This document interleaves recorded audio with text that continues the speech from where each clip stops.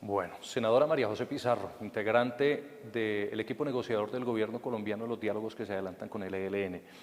Recientemente estuvieron ustedes en una reunión extraordinaria que fue convocada por una situación en particular que se presentó. Hagamos un balance de estos, fueron 4 o 5 días que estuvieron ustedes nuevamente en la mesa en Caracas con el ELN. ¿Cómo les fue? ¿Qué pasó? No, pues yo creo que venimos todos y todas quienes hacemos parte de la delegación y que además estuvimos en esta reunión extraordinaria con un gran balance, no solamente porque no se minó la confianza entre ambas partes, lo cual es fundamental. Logramos afinar los mecanismos de comunicación, que creo era una de las conclusiones más importantes, de manera que en el futuro, entre los ciclos, no se presenten situaciones que puedan llevarnos a complejidades como las que tuvimos que vivir y por supuesto arrancamos con muy buen pie en un ánimo constructivo el siguiente ciclo de diálogos que realizaremos en México a partir del 13 de febrero. Hubo un detonador que fue el que hizo que se convocara esta reunión extraordinaria y fue el anuncio por parte del Gobierno Nacional del cese al fuego bilateral. ¿Qué pasó? ¿Sí se había acordado en el primer ciclo? ¿No se había acordado? ¿Qué fue lo que generó esa incomodidad por parte de los negociadores del ELN? No, yo creo que, vuelvo y repito, es un tema de comunicaciones, es decir, de la comunicación entre ambas delegaciones en medio de los ciclos, con una comunicación mucho más afinada, con unos mecanismos más expeditos y teniendo claridades de otra índole, pues por supuesto, muy seguramente nos habríamos podido haber evitado una situación que pues por supuesto nos llevó a una reunión extraordinaria. Con esto aclarado, es decir, con esta ruta afinada, pues por supuesto vamos a poder prevenir problemas de comunicación y que, pues, digamos, y prevenir tensiones, pero por supuesto creo que hubo una disposición por parte de ambas partes para tramitarlo, para tener perfectamente claro que el objetivo es avanzar hacia el fin del conflicto. Yo creo que esto es una oportunidad, porque puso de presente algo que habíamos dejado un poco pendiente, que era por supuesto el cese bilateral. Y el cese bilateral, a raíz de esta situación, se vuelve un tema obligado a discutir en el siguiente ciclo y por supuesto un tema que pudo presentarse de manera muy tensionante, termina siendo una magnífica oportunidad para que podamos abordar un tema trascendental que es el fin del conflicto con el Ejército de Liberación Nacional, encontrar los mecanismos para tramitar estas y otras diferencias que a lo mejor pudiesen presentarse en el futuro con el objetivo primordial de no solamente salir adelante con estas negociaciones, de llegar a un acuerdo, de tener y mantener la disposición de ambas partes a encontrar una salida negociada al conflicto con el Ejército de Liberación Nacional y por supuesto construir un ambiente de paz en el país que nos permita desescalar otros conflictos que existen y por supuesto avanzar hacia lo que ya el presidente Gustavo Petro ha llamado, que es la paz total o la paz integral. En los titulares de prensa, en el ambiente, se habló de una crisis en los diálogos con el ELN. ¿Hubo o no hubo crisis a raíz del anuncio? Pues mira, yo tengo una posición al respecto. Yo recuerdo muy bien cuando se avanzaba en los diálogos con las FARC, que hubo una retención de un militar en el Chocó, no sé si ustedes recordan, que derivó en una crisis. Crisis grave, por supuesto, lo que se presentó con mi padre, por ejemplo, que 45 días después de firmar la paz y cuando era candidato a la presidencia de la República fue asesinado, el principal firmante, el líder del M-19 fue asesinado en una contienda presidencial cuando ya había firmado la paz. Pues me parece que eso son crisis importantes. Yo creo que, por supuesto, aunque se le denominó crisis, yo no hablaría o no me referiría en esos términos, porque creo que fue una situación que sí permitió establecer una alerta necesaria en el sentido de afinar situaciones que nos pueden prevenir o que nos pueden permitir tramitar de una manera efectiva eventuales crisis que pudiesen presentarse y poderlo manejar de una mejor manera por parte de ambas delegaciones. Como te digo, prima que prima. El hecho de que ambas delegaciones asistan a una reunión extraordinaria, el hecho de que salgamos de esa reunión extraordinaria con un muy buen balance y que podamos entrar al siguiente ciclo con las confianzas renovadas, con las esperanzas intactas y la voluntad de construir paz, pues creo que entonces se convirtió en una magnífica oportunidad. Además, vuelvo y repito, para abordar un tema que no había estado, que no había sido, que habíamos dejado pendiente, pues muy bien, es necesario discutirlo, es necesario hablarlo y es necesario encontrar una salida. Y en eso, pues por supuesto, concentraremos gran parte de los esfuerzos en el siguiente ciclo. Estamos a poco más de 23 días de que se inicie el segundo ciclo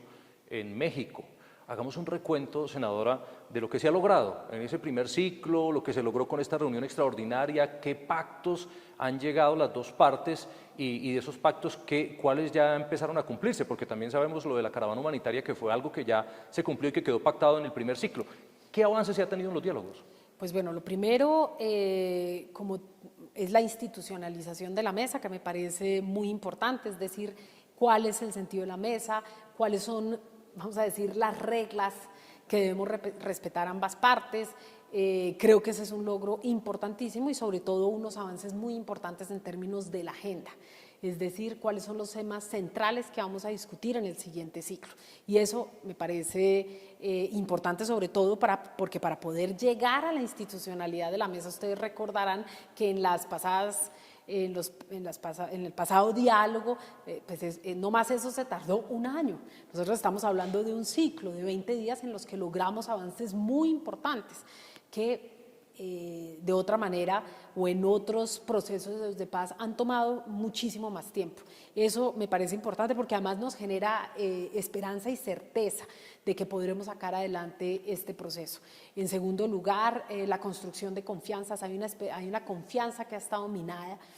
y es precisamente la confianza entre las partes. Por un lado, la confianza del Estado colombiano en las negociaciones, aunque hemos avanzado, el Estado colombiano, distintos gobiernos en el Estado colombiano han adelantado distintas negociaciones, el hecho de poder sacar esta adelante y hacerlo en los mejores términos creo que es importante. Y por otro lado, la confianza del Ejército de Liberación Nacional en poder construir una vía, una salida negociada al conflicto armado. Y yo creo que esa certeza de ambas partes en encontrar esa salida negociada es muy importante porque va abonando el camino hacia lo que se nos viene. Las transformaciones democráticas, las transformaciones para la paz, la participación social, el fin del conflicto. Yo creo que son temas que tenemos que abordar con toda rapidez y por supuesto aquí lo que se vivió estos días, además es muy importante, mientras avanzábamos en la solución a lo que nos llevó a esa reunión extraordinaria, había una caravana humanitaria en el Bajo San Juan, en el San Juan y en el Calima, precisamente, y no se detuvo. Por eso digo, no se detuvo el avance de la caravana humanitaria con los gestores de paz del Ejército de Liberación Nacional, con miembros delegados y por supuesto el Gobierno Nacional acompañando esta caravana humanitaria y encontrando salidas inmediatas para las comunidades que han sufrido lo indecible. Lo que tenemos conciencia es que en cualquier situación, cualquier retraso, estamos hablando de la vida de la gente y el Gobierno Nacional y quienes hacemos parte de esta delegación estamos absolutamente comprometidos con la vida,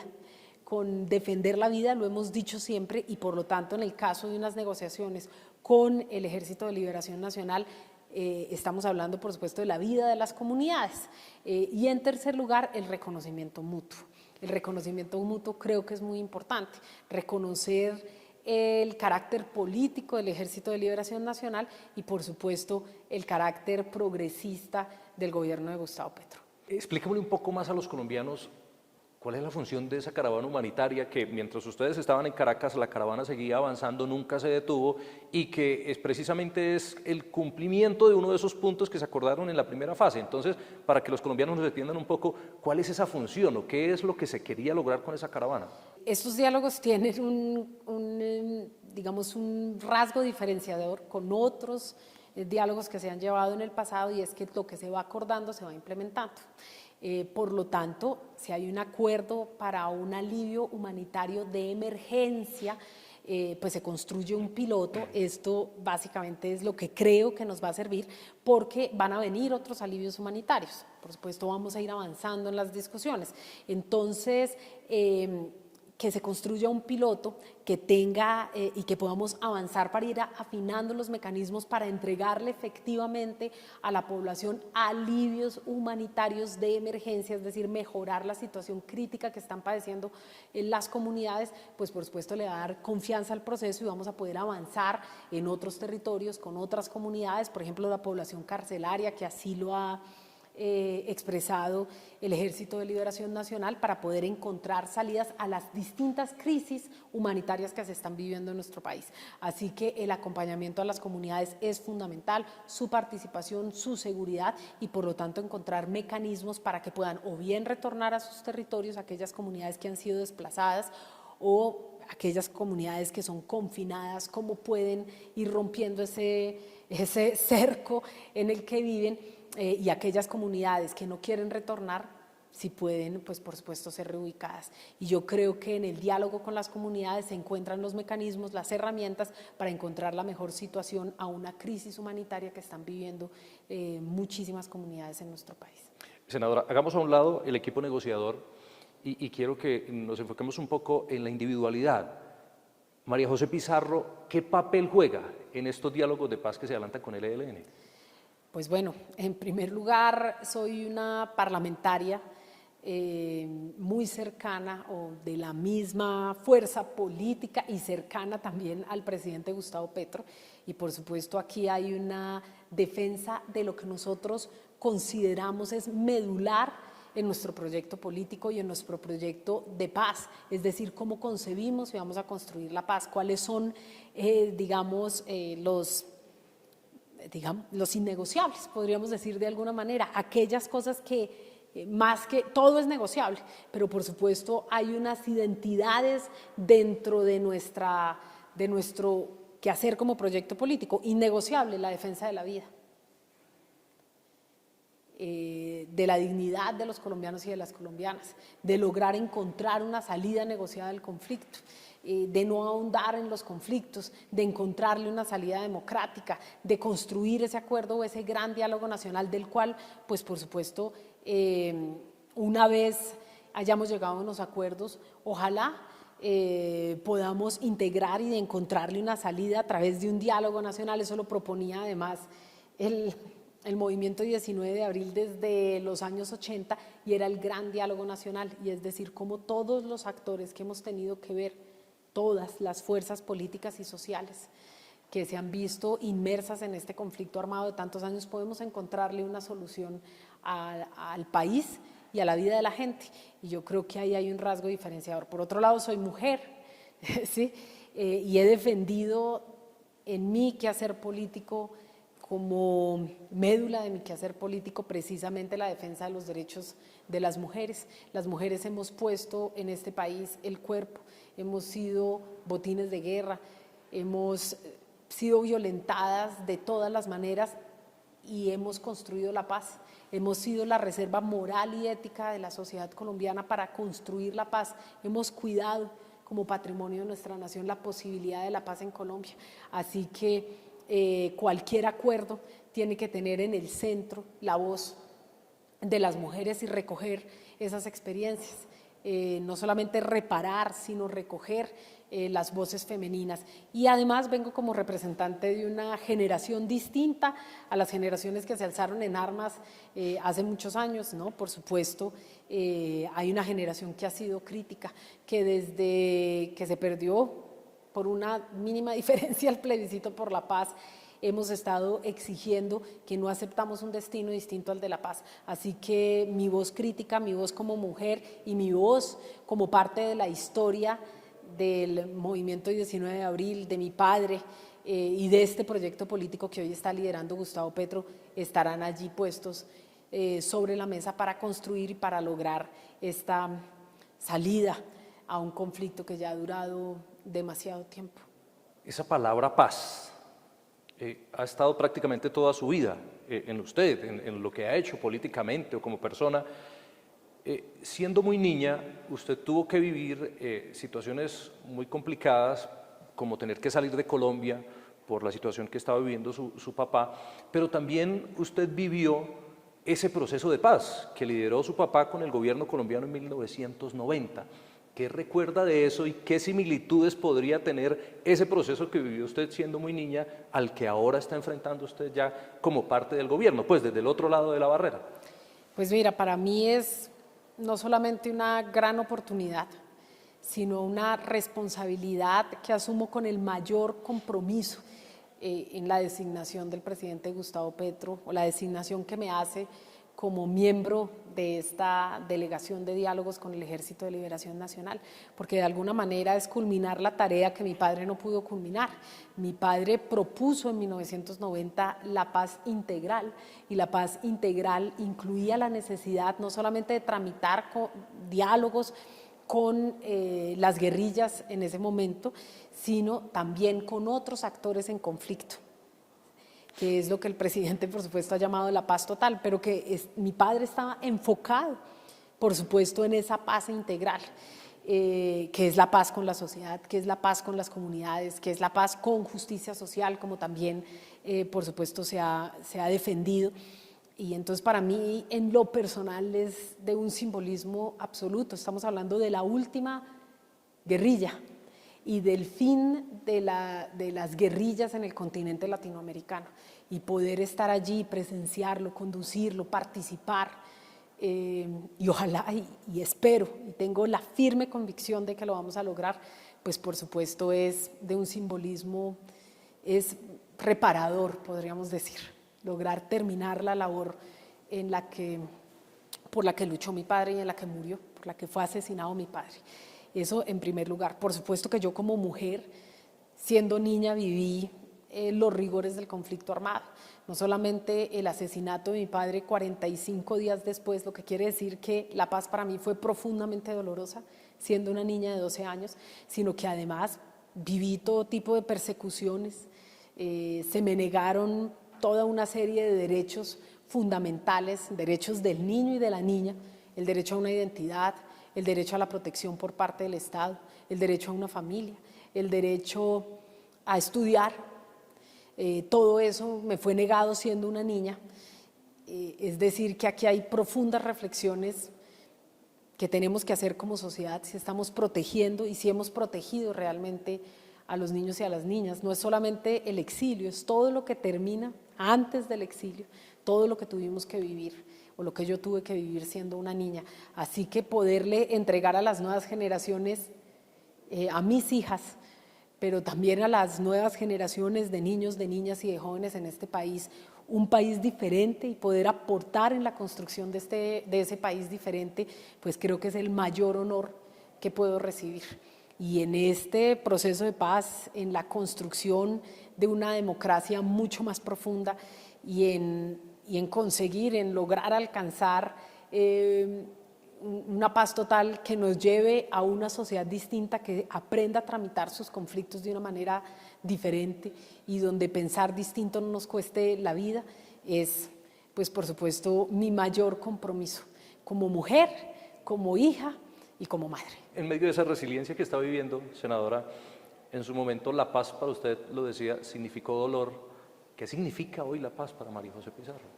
Pues bueno, una inmensa expectativa como para muchos, y yo creo que la mayoría de los colombianos y de las colombianas, es decir, me genera expectativa. La paz para mí es la posibilidad de construir una nación distinta, de incluir distintos relatos, de una transformación cultural profunda, porque ya no va a primar la violencia, desaprendemos la violencia como sociedad y podemos entonces trabajarnos y construirnos como sociedad con muchísimas y más amplias libertades. El respeto por el otro y por la otra, el debate sano y democrático en espacios como este, el Congreso de la República, en el que he pasado los últimos 4 años y medio, ya casi 5 años de mi vida, la posibilidad de conectar y de transitar de recorrer, de escuchar, de dialogar con las comunidades para poder tramitar sus reclamos, justos reclamos, que la sociedad, que el Estado colombiano pueda llegar realmente de manera integral a todos los rincones de nuestro país. El Estado colombiano no ha hecho presencia por diversos motivos, no solamente la guerra, sino porque también se ha alejado de esa Colombia profunda, ¿no?, que llaman de la Colombia profunda. Así que una presencia integral del Estado colombiano es importante y, por supuesto, una sociedad más justa con las mujeres y con la niñez. Yo creo que ahí tenemos unos retos importantísimos. Yo